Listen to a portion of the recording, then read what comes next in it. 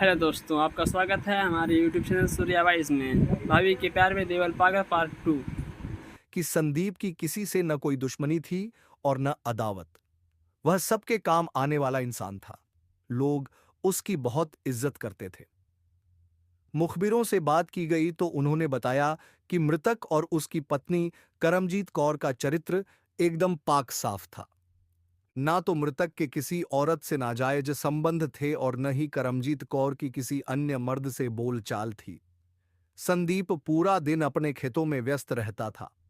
फालतू बातों के लिए पति पत्नी के पास जरा भी समय नहीं था। मुखबिरों ने यह भी बताया था कि यह काम किसी बाहरी आदमी ने किया है। हरप्रीत सिंह ने मृतक के रिश्तेदारों तथा अगल बगल के गांव वालों से भी पूछताछ की, लेकिन इसका भी कुछ नतीजा नहीं निकला। हर किसी ने मृतक की तारीफ ही की। किसी ने उसके खिलाफ एक शब्द भी नहीं कहा।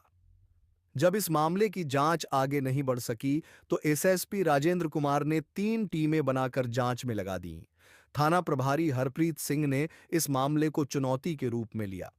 उन्हें लगता था कि कहीं कोई ऐसी बात है जो उनकी नजरों के सामने नहीं आ रही है।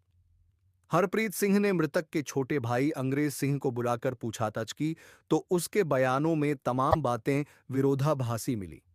वह किसी भी सवाल का सीधा जवाब नहीं दे रहा था। वह हर बात को घुमा फिरा कर ही कहता था। पूछताछ के बाद उन्होंने उसे जाने तो दिया, लेकिन उस पर नजर रखने के लिए अपने कुछ चालाक मुखबिरों को लगा दिया।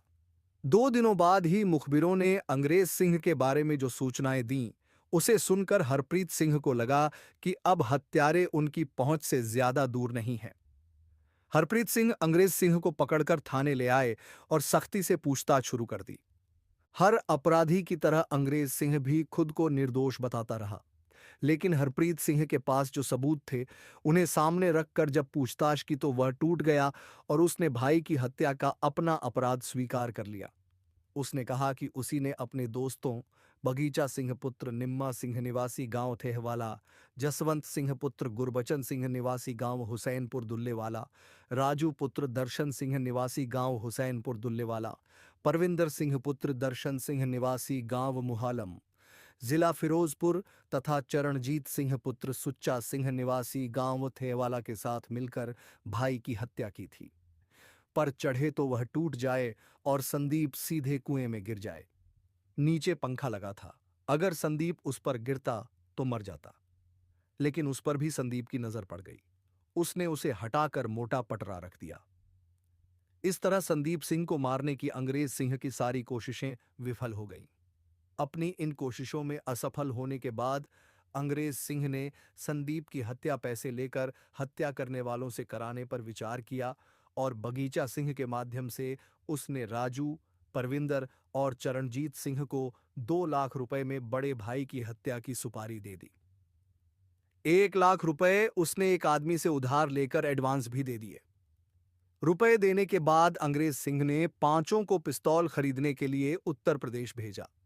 ये सभी बरेली, अलीगढ़ आदि शहरों में घूमकर 7 सितंबर को लौट आए। इन्हें कहीं पिस्तौल नहीं मिली। आखिर में तय हुआ कि किसी तेजधार हथियार से संदीप सिन्हा की हत्या कर दी जाए। 9 सितंबर की दोपहर को जब संदीप सिन्हा खेतों का काम निपटाकर मोटर बंद करने के लिए नलकूप के कमरे में गया तो वहां बगीचा सिंह और परविंदर उर्फ पिंटू पहले से बैठे थे। संदीप मोटर बंद करने के लिए जैसे ही कमरे में घुसा, दोनों ने एकदम से संदीप पर हंसिया और चाकू से हमला कर दिया। अचानक हुए इस हमले से संदीप चकराकर जमीन पर गिर पड़ा और कुछ देर तड़प कर मर गया। संदीप सिंह मर गया तो अंग्रेज सिंह बगीचा और रविंद्र को अपनी मोटरसाइकिल से सुल्तानपुर लोधी छोड़ आया। इसके बाद घर लौटकर वह इस तरह सामान्य बना रहा जैसे उसे किसी बात का पता ही नहीं है। इंस्पेक्टर हरप्रीत सिंह ने मुखबिरों को तो अंग्रेज सिंह के पीछे लगाया ही था, उसी समय उसके फोन की कॉल डिटेल्स भी निकलवा ली थी। इसी कॉल डिटेल्स से पता चला था कि संदीप के कत्ल वाले दिन 9 सितंबर को संदीप की हत्या से कुछ देर पहले और बाद में अंग्रेज सिंह ने 4 से 5 लोगों से 60 से 70 बार बात की थी। उन्हीं पांचों नंबरों से ही अंग्रेज सिंह के पांचों साथियों का पता चला था।